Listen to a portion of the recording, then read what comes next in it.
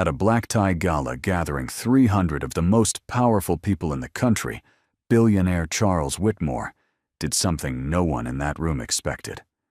He stood at the center of it all and publicly humiliated his own daughter, calling her husband a broke, washed-up single father from the wrong side of the city, demanding she end the marriage before the night was over. For months, he had been poisoning every room with that same story, but no one in that ballroom knew what was about to walk through the door and why the moment Ryan Carter entered the entire room went silent. The Whitmore name meant something in this city. It had meant something for decades, printed on the sides of buildings attached to hospital wings, spoken in boardrooms with a kind of reverence that most families never earned and never would. Charles Whitmore had not inherited that name so much as he had sharpened it into something harder and more permanent than any inheritance could be. He had built his fortune from a company his father left half-finished, turned it into an empire that touched real estate technology and private equity across 4 continents, and made sure that everyone who mattered knew exactly where the Whitmore family stood. Not above the law, above the conversation. Eleanor had grown up inside that name, the way a person grows up inside a house, aware of its walls, aware of what it kept out and what it demanded in return. She had attended the right schools, worn the right things to the right events, smiled beside her father at galas, exactly like this one. She had not resented it, not entirely because there was a version of her life that fit that shape, and she had lived it without too much friction for a long time. But Eleanor was also the kind of person who noticed things the way the household staff moved quietly around her father's moods, the way guests laughed a half-second after Charles laughed, never before, never independently. She noticed the machinery of it, and somewhere in her mid-20s, she had started to want something that didn't run on that engine. Ryan Carter was not what her father would have chosen. That was clear from the first conversation from the first dinner, where Charles sat across from Ryan and asked him questions the way a prosecutor asks questions, not to learn, but to confirm what he already believed. Ryan had answered everything plainly. He didn't perform confidence, and he didn't shrink either. He just answered, and that plainness seemed to irritate Charles more than arrogance would have. Arrogance Charles understood. He spoke that language fluently, but a man who didn't need to impress him, that was something Charles had no framework for. Ryan had come from the kind of neighborhood that Charles referenced only in speeches about opportunity and hard work, always from a safe rhetorical distance. He had worked since he was a teenager, had built a stable life through years of unglamorous effort, and had gone through a marriage that didn't survive, and came out the other side quieter and more deliberate than he'd been before. He wasn't carrying bitterness about it. He had simply learned things the hard way and kept moving. Eleanor had recognized that quality in him before she could name it a kind of settled honesty that didn't require an audience. They had met at a friend's dinner party, the kind of low-key evening that didn't make it into any social column, and Eleanor had spent most of it talking to Ryan in a corner of the kitchen while the rest of the party moved around them. He had asked her what she actually wanted to do with her life, not what the Whitmore Foundation was funding next, not what she thought about the new development on the East Side. What she wanted. She remembered being briefly thrown by the question, not because it was difficult, but because so few people in her circle had ever asked it without immediately following it up with a suggestion. Ryan had just waited for her answer. She had liked that. She had kept liking it, and eventually that liking had become something she wasn't willing to let go of. Charles had made his disapproval known early and had never walked it back.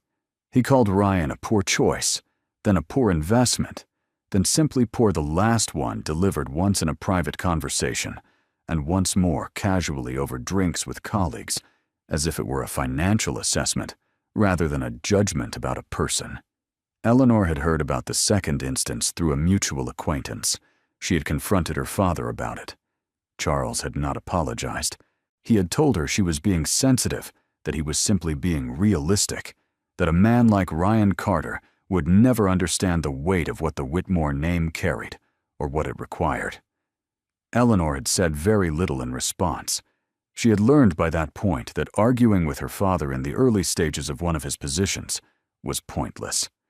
He needed time to exhaust the position before he could hear anything else, but he had not exhausted it. Over the months that followed, the position had only calcified. Charles had told the story of Ryan's past in enough rooms and enough variations that it had taken on the smooth, rehearsed quality of a prepared remark. He knew which details landed the failed marriage, the working-class background, the absence of any meaningful professional prestige. He deployed them efficiently, always framed as concern, always wrapped in the language of a father who only wanted the best for his daughter. Eleanor heard versions of it secondhand from people who had no idea she was listening. She stopped correcting them after a while. She waited. The annual gala was Charles Whitmore's event in every sense. He had hosted it for 11 years, always at the same downtown venue, always with the same caliber of guest list politicians, executives, philanthropists, people whose presence at an event was itself a form of currency. The evening had a format cocktails on the terrace dinner in the main ballroom, a brief program of remarks and recognition, then another 2 hours of the kind of networking that was never called networking because everyone there was too important to admit that's what they were doing. It ran like a machine. Charles liked machines. Eleanor had attended every year since she was old enough to be introduced as a full participant rather than a daughter on display. This year, she arrived alone because Ryan had called an hour before to tell her he would be late. Something had come up, something he needed to handle personally before he could leave. He had apologized. She had told him it was fine, and she meant it because it was fine. She knew him well enough to know that if he said he'd be there, he would be there. She went in without him. The terrace was already full when she arrived. The air carried the particular smell of expensive evenings, floral arrangements catered warmth, the faint overlay of competing colognes and perfumes worn by people who had staff to help them choose. Eleanor moved through the space with the ease of someone who had done it 100 times, accepting greetings, keeping conversations brief and pleasant, watching the room operate the way she had always watched it. She was good at this. She had been trained for it the way other people are trained for other professions.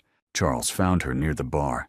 He was already in full form, animated, expansive, working the room with the practiced fluency of a man who genuinely enjoyed this kind of performance. He kissed her on the cheek, told her she looked beautiful, asked where Ryan was. Eleanor told him Ryan was running late. Something shifted in Charles's expression, not dramatically, but Eleanor caught it. She had been catching that shift her whole life. It was the expression her father made when something gave him an opening he had been waiting for. He let it go for the first hour. Dinner was served, the program began, and Charles delivered his annual remarks with the warmth and authority that always landed well in this room. He thanked the guests, recognized several individuals for their contributions, spoke briefly about the coming year's initiatives. He was good at it.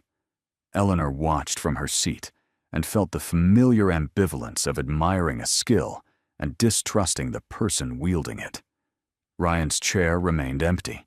It was during the post-program reception, when the formal structure of the evening had loosened and people were moving freely between conversations, that Charles began. Eleanor heard it first, from across the room, her father's voice carrying over the ambient noise with the deliberate projection of someone who wanted to be heard by more than just the person in front of him.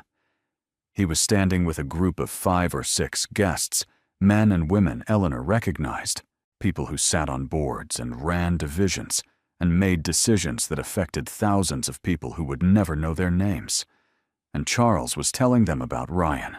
He was telling them, the way he always told it, as a story about his daughter's inexplicable choices, about how love made people temporarily irrational, about how he hoped Eleanor would come to her senses before too much was lost. He mentioned the working-class neighborhood, the failed marriage, the absence of what he called real professional standing. He said it all with the measured tone of a concerned father, which made it worse, because the measured tone gave every word the appearance of objectivity. He wasn't ranting. He was presenting evidence. Eleanor set down her glass and walked toward the group. She didn't move quickly. She moved the way she always moved in rooms like this, deliberately without urgency, because urgency in these spaces reads as weakness. She reached the edge of the group and waited long enough for several people to register her presence before she spoke. She said simply that Ryan was her husband, that she was proud of who he was, and that the version of him her father kept describing to people bore almost no resemblance to the actual man. She said it without raising her voice, without breaking eye contact with Charles, without offering the group any of the apologetic softness that might have let the moment pass more comfortably. She meant every word. She wanted them to know she meant it. Charles turned to look at her. The group went quiet in the specific way that groups go quiet when they sense that something real is happening, and they are uncertain whether to stay or drift away. Most of them stayed. Charles met Eleanor's gaze and held it, and she could see him recalibrating, not retreating, just choosing his next position with the speed of a man who had navigated public confrontations before. He told her that this was not the place for this conversation. Then he said that if she wanted to make choices that would define the rest of her life, she should at least make them with her eyes open. He said that a man who couldn't provide what the Whitmore family required was not a man who deserved to stand beside a Whitmore woman.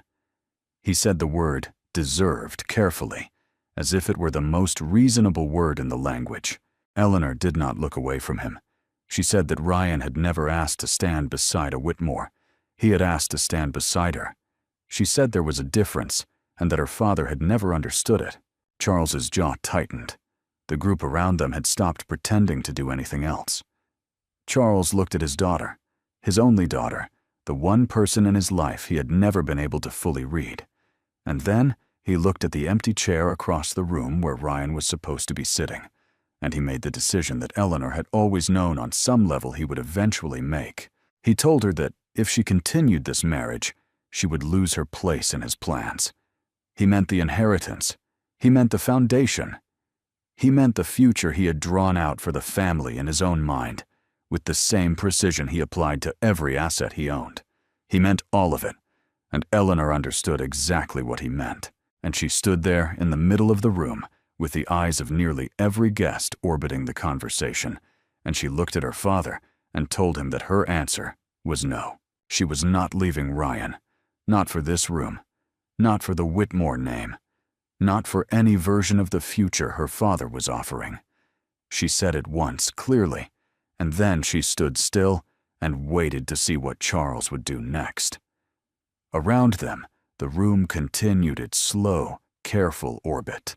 Glasses lifted, conversations, murmured the machinery of the evening grinding forward, while something irreversible settled between a father and his daughter at the center of it all.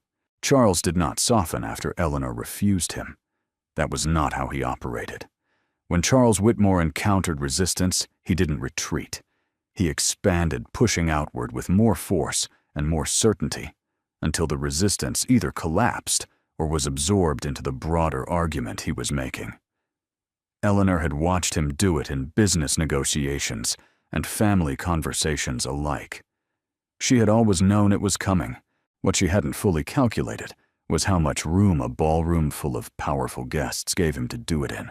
Within minutes of her refusal, Charles had moved away from the original group and was circulating again, not frantically, not visibly agitated, but with a focused energy that Eleanor recognized as something more deliberate than his usual gala rhythm.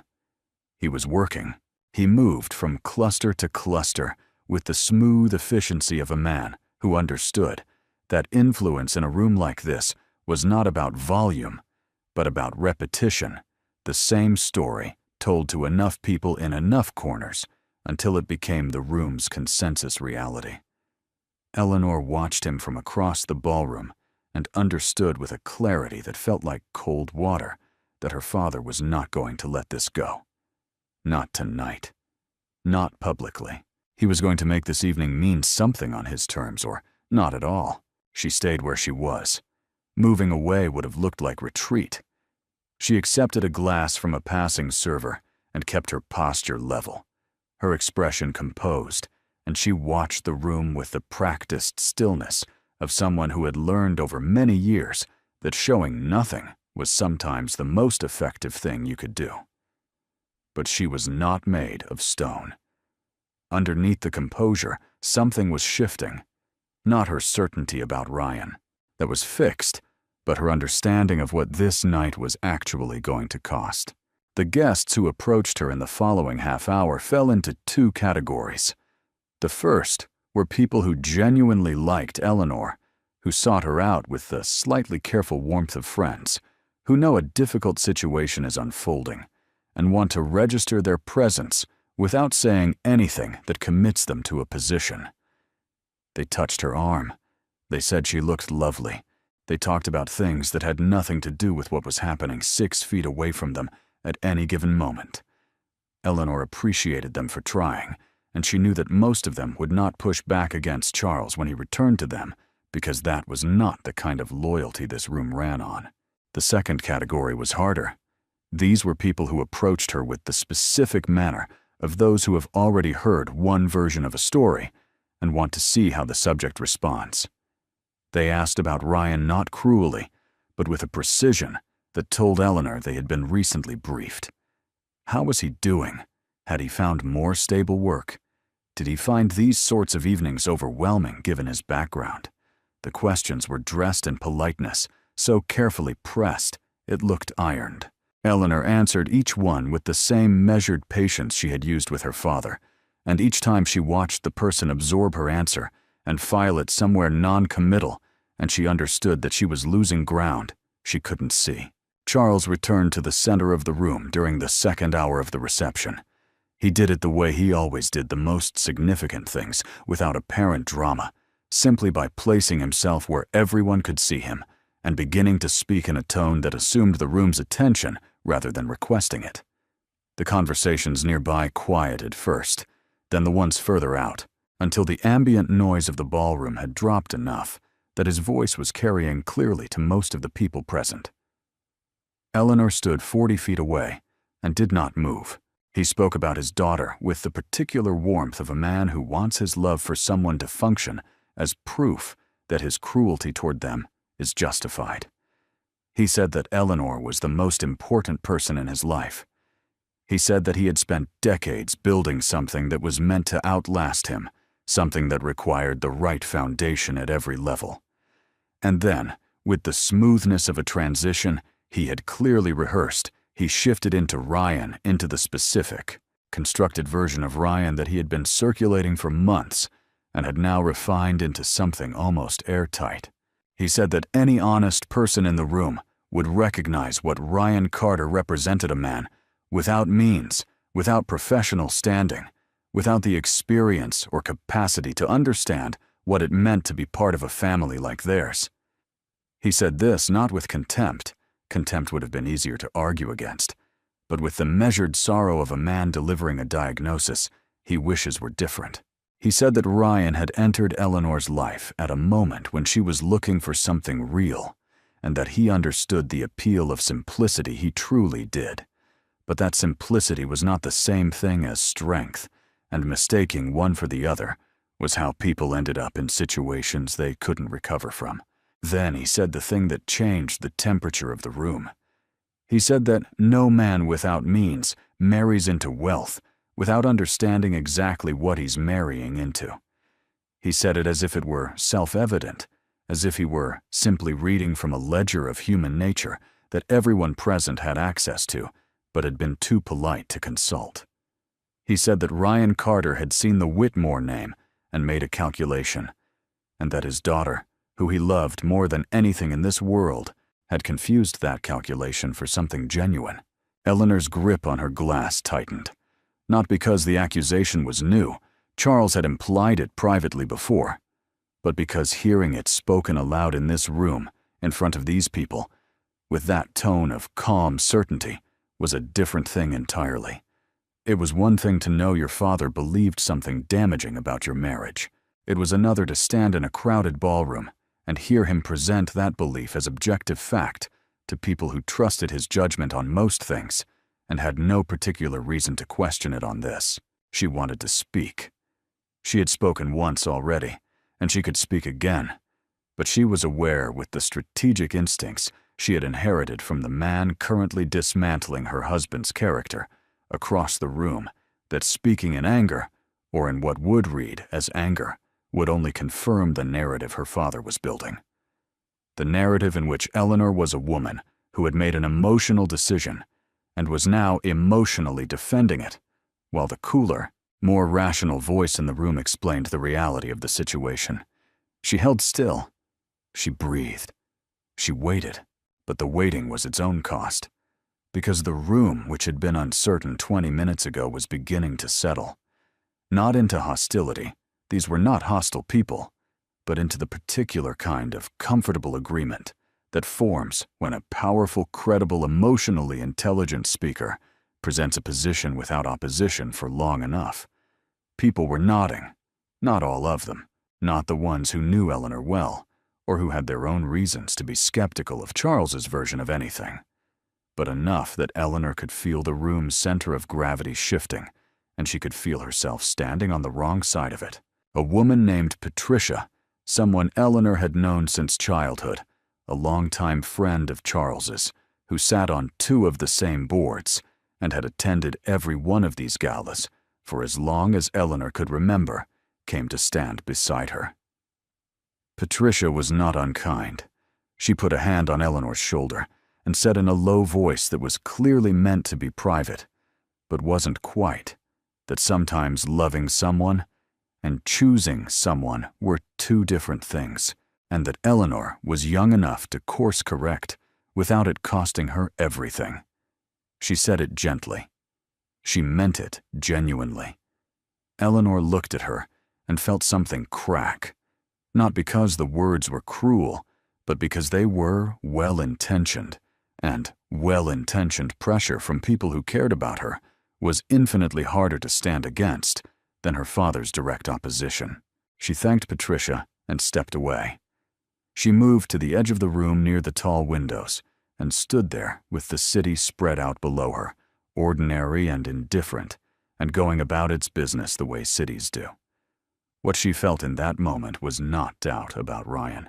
It was something more specific and harder to name, the particular loneliness of being surrounded by people who had known you your entire life and still could not see what you were actually standing in front of. That was what her father had accomplished tonight. Not hostility, erasure. The slow, methodical replacement of the real Ryan Carter with a version that fit more comfortably into the story Charles needed to tell. Charles had not looked at her directly in the last 15 minutes. That was intentional, too. He had delivered his verdict and was now simply letting the room absorb it, trusting the social architecture of the evening to do the rest of the work. He was talking to a group near the center of the ballroom, laughing at ease, performing the ease of a man who has resolved something that needed resolving and can now return to enjoying himself. Eleanor watched him and tried to locate, somewhere in the man, she was looking at the father who had carried her on his shoulders at the beach when she was small, who had sat on the edge of her bed when she was sick and read to her until she fell asleep. She could find him distantly. That man had existed. But this man had existed longer and was more practiced and had learned somewhere along the way to use love the way he used everything else as leverage. The announcement, when it came, was not dramatic. It didn't need to be. Charles had already done the dramatic work. What remained was administrative. He gathered himself near the center of the room, and in a voice that carried without straining, he said that there were some things a father owed the people he cared about most, and honesty was one of them.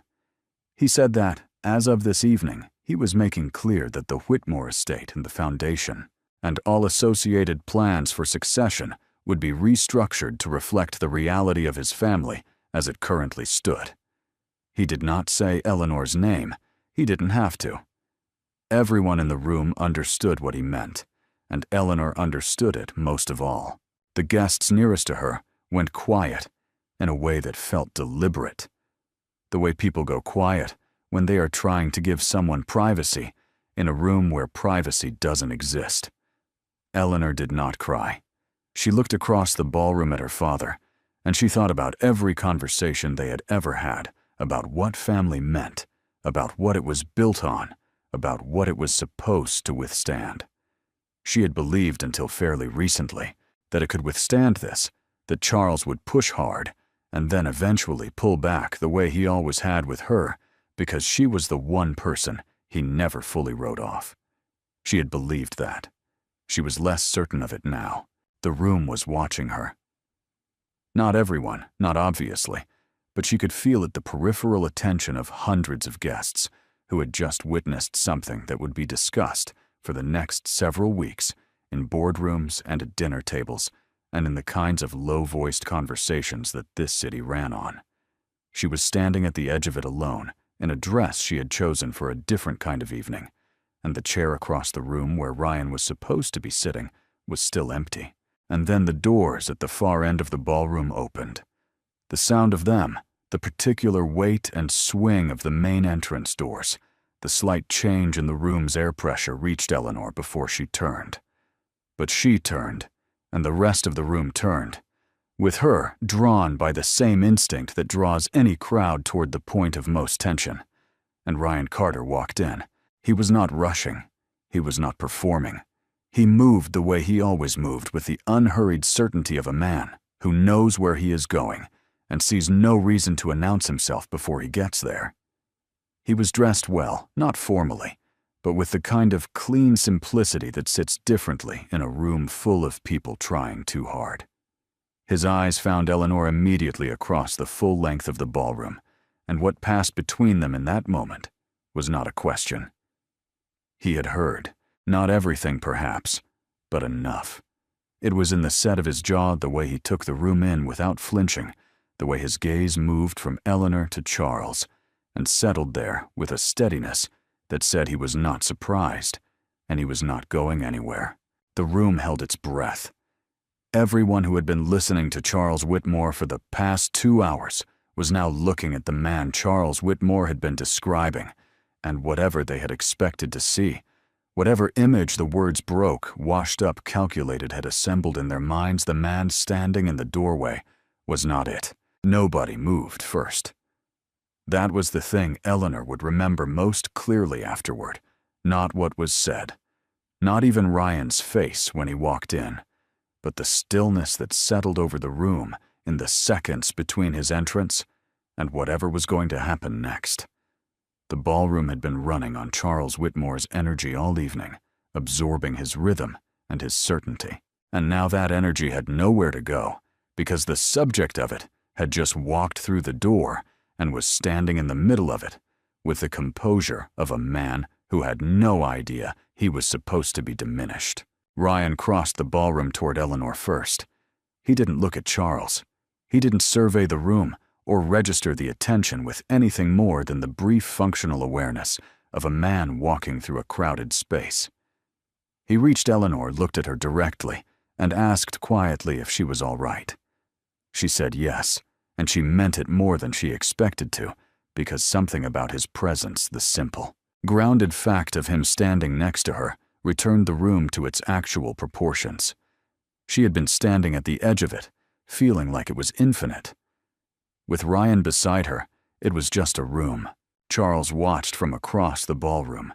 Eleanor could see him recalibrating again, the same micro-adjustment she had caught on his face earlier in the evening. But this time, accompanied by something she had rarely seen in him, a flicker of uncertainty about which move to make next. He had built the entire architecture of the evening around Ryan's absence. Ryan's presence was a structural problem. It was Charles who closed the distance. He moved through the room with his usual authority, the crowd parting slightly in the way that crowds part for people they are accustomed to deferring to. And he stopped a few feet from Ryan, with his shoulders square and his expression composed into something that was not quite hostility, and not quite welcome.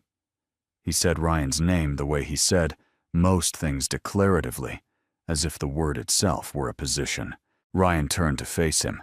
He didn't adjust his posture or square up in any way that signaled confrontation. He simply turned the way a person turns when someone says their name, and looked at Charles with the same directness he brought to everything. He said, "Good evening." That was all. 2 words, and the room somehow got quieter. Charles said that he was glad Ryan had finally arrived, that they had been having an important conversation this evening, one that concerned Ryan directly, and that since Ryan was now present, perhaps he'd like to respond to some of the things that had been discussed. There was an edge beneath it, not quite an invitation and not quite a challenge, the kind of framing that assumed the other person would either become defensive or retreat, and either outcome would confirm the point Charles had already made. Ryan said that he had actually heard most of it on his way in. He explained it simply. He had arrived at the venue about 20 minutes earlier than anyone in the room realized had been standing in the corridor outside the main hall while he finished a call, and the ballroom doors had been open the entire time. Voices carry in marble-floored hallways. He had heard enough to understand the shape of the evening. He said he wasn't offended. He said it without irony, just stated it as a fact, the way he stated most things. Charles said that he found that difficult to believe. He said that any man with a normal sense of pride would take exception to having his shortcomings discussed in a room full of people. He said the word, shortcomings, the way he said everything, as if it were neutral, clinical, inarguable. Ryan looked at him for a long moment before he answered. When he did, his voice was even, and what he said was not what anyone in the room was expecting. He said that Charles was right, that he had shortcomings. He said he had a long list of them, and that the people who knew him well could add to it without much effort. He said he had made serious mistakes in his life, had failed at things that mattered, had gone through a period where he was not the man he wanted to be, and had to rebuild that from the ground up with limited materials and no guarantee it would hold. He said all of this without performance, without the careful self-deprecation that functions as its own form of pride. He said it the way a person states the address of a house they used to live in as information, not confession. The room had gone fully silent. Not the polite quiet of a program segment, but the specific silence of people who came expecting theater and got something they didn't have a ready category for. Charles had not moved. His expression had not changed dramatically, but Eleanor, who had been reading that face her entire life, could see something shifting underneath it, a small, involuntary loosening around the jaw that meant he had not anticipated this particular response and did not yet have a counter prepared. Ryan continued. He said that the one thing he would push back on was the question of why he had married Eleanor. He said he understood why Charles had landed there, that it was the logical conclusion of a certain way of looking at the situation, a man with no money, no name, no obvious advantage, marrying a woman who had all 3. He said he understood the math of it, and he understood why a man who had built everything he had through precise calculation would assume everyone else was doing the same calculation. But he said that conclusion was wrong, and that he could say that with certainty because he had been the one sitting across from Eleanor at a kitchen table at 11 o'clock at night when she was exhausted and not performing anything for anyone, and he had known then, without ambiguity, that what he felt had nothing to do with what she came from. He said he would have married her if her last name meant nothing. He said that was not a romantic claim, it was just the truth, and he had no reason to dress it up. Charles started to speak. Eleanor could see him assembling a response, the practiced, efficient way he constructed arguments, in real time, pulling from a stockpile of observations and conclusions he had been building for months. But before he could deliver it, a man named Douglas stepped forward from the edge of the nearest group. Douglas was in his mid-50s, solidly built, with the kind of face that had been weathered by years of outdoor work, before he transitioned into property development. He had known Ryan for close to a decade, had done business in the same neighborhoods where Ryan had grown up, and had crossed paths with him often enough over the years to know him as more than an acquaintance. He had never been particularly close with Charles. Douglas said in a voice that didn't apologize for interrupting that he wanted to say something. He said that he had been listening all evening to a description of Ryan Carter that he genuinely did not recognize, and that since he was apparently one of the few people in the room who had known Ryan outside the context of this family, he felt it was relevant to offer a different account. He said that 3 years ago, when Douglas's contracting business was going through a rough stretch and he had to let 2 of his longest-standing employees go, Ryan had spent 4 weekends helping both of them rework their resumes and prepare for interviews, not because anyone asked him to, and not because it benefited him in any visible way, but because that was apparently what Ryan Carter did when people around him needed something he could provide. Douglas said he had never told anyone that story before because Ryan had specifically asked him not to, and he was only telling it now because he was tired of sitting quietly while an inaccurate portrait of a decent man circulated in a room full of people who deserved the accurate one. The group nearest Douglas had gone very still.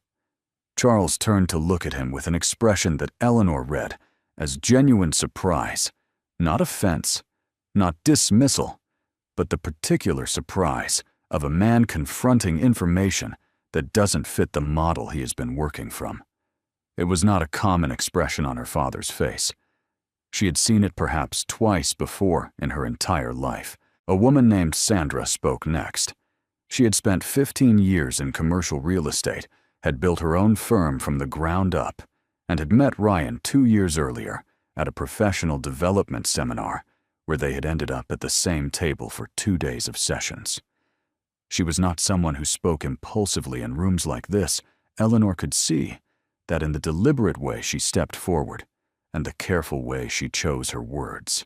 Sandra said that when her firm's junior staff had needed someone to come in informally and talk about navigating career setbacks, Ryan had driven 40 minutes across the city on a weeknight and stayed 2 hours past what anyone had expected. She had never asked him to do it again because she could see it cost him time he didn't have, but he had offered. She said she was mentioning it not to make a case, but to add to the record, because the record being constructed in this room tonight was incomplete. The room absorbed both of these accounts without rushing to respond. Nobody filled the silence with commentary or qualification. Charles was standing in the middle of the ballroom, and Eleanor watched him experience something she had not seen him experience publicly before, the specific discomfort of a man who has stated a conclusion with total authority and is now being shown item by item that his evidence was assembled incorrectly. It was not humiliation, not yet. It was something more interior than that, the quiet vertigo of a fixed belief beginning to tilt on its axis. Eleanor spoke then.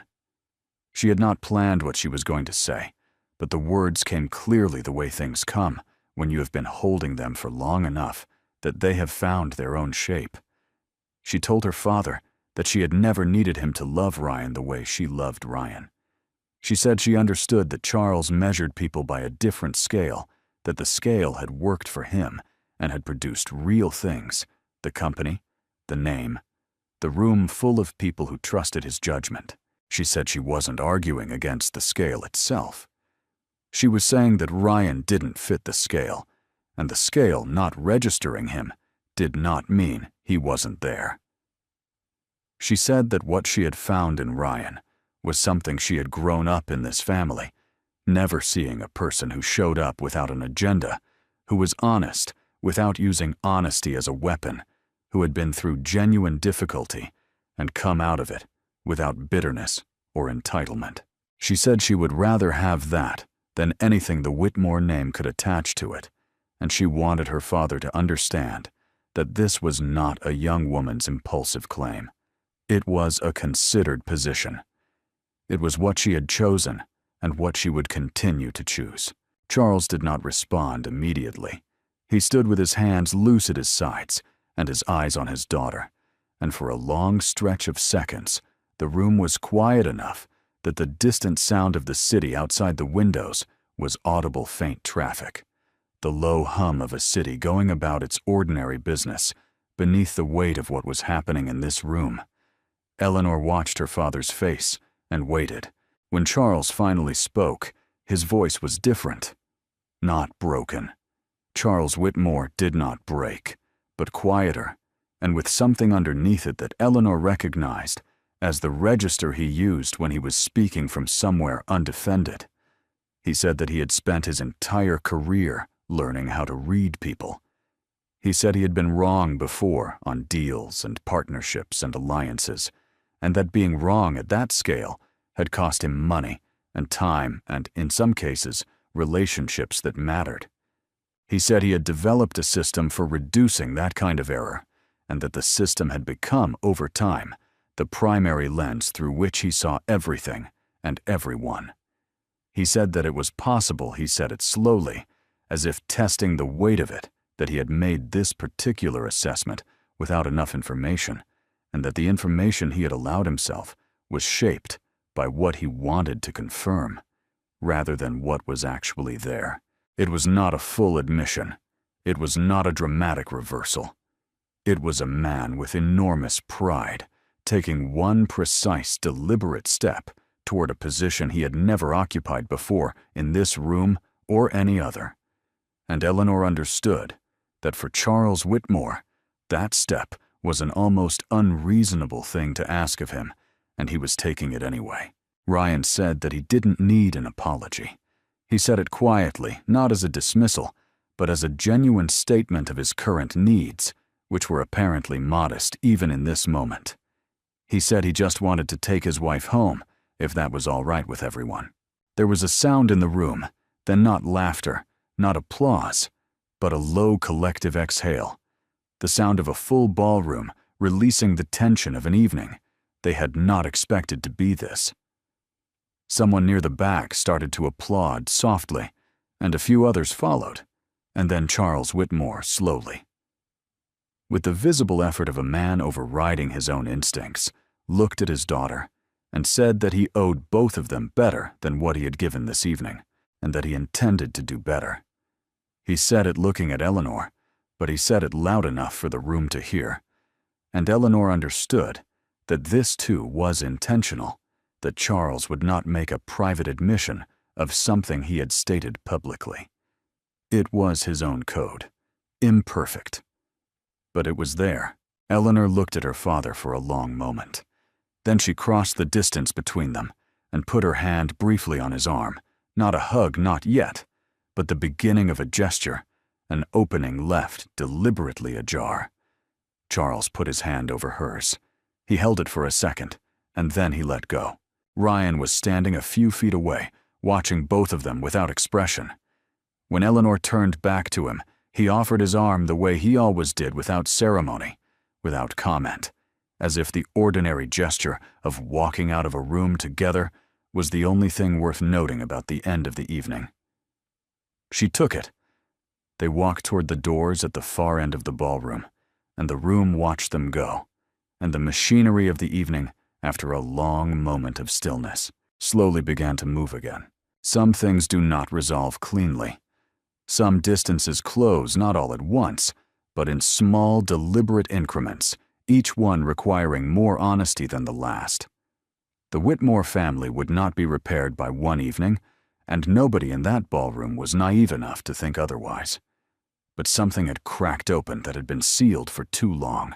Not the argument, not the social performance of it, but the actual question underneath all of it. What do we owe the people we love? What does it mean to truly know someone? And how long can a man of great intelligence insist on a conclusion when the evidence keeps refusing to hold? Charles Whitmore stood in the center of his own gala and understood, perhaps for the first time in years, that the most important things he owned could not be appraised. Status earned a man a room full of people who agreed with him. Character earned something quieter and rarer, the trust of people who had seen him at his worst and stayed anyway. He had spent 40 years building one, and had nearly dismantled the other in a single evening.